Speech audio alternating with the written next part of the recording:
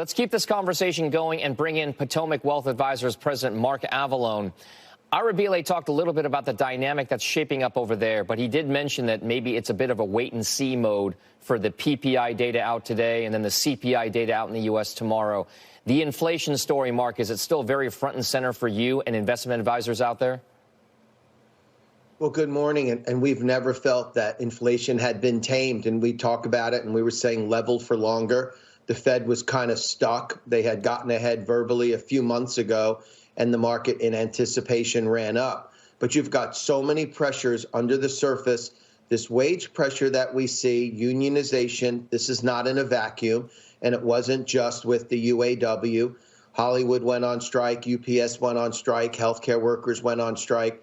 And other workers see that, and they want a piece of it. And now you have other unionization efforts, and employers need to pay more so that workers don't leave for higher paying jobs. And I know that the Fed raising rates, they're trying to weaken the employment market as an effect to lower unemployment, raise unemployment, slow the economy. But wage pressure remains stubborn, and that and other factors, government spending is another one.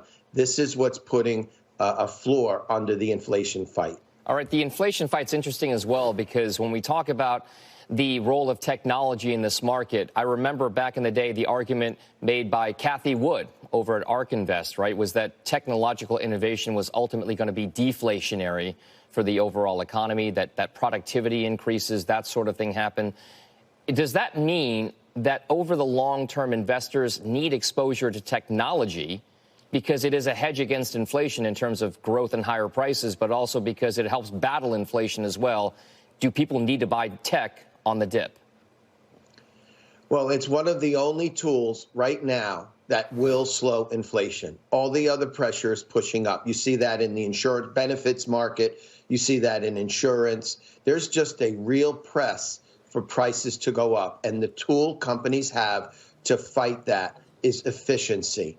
And technology will be the source for that. Tech-enabled companies will have to compete. They're the best position to compete. If they're using technology to their advantage, they will become the market leaders. So we think that the emphasis on tech growth stock remains because we don't see inflation going away. And one of the drivers, one of the reasons is because tech will become a way for companies to actually lower costs in the face of all these higher wage and benefit production supply chain costs. All right. Mark Avallone at Potomac Wealth Advisors, thank you very much. We'll see you soon, sir. Good to be here.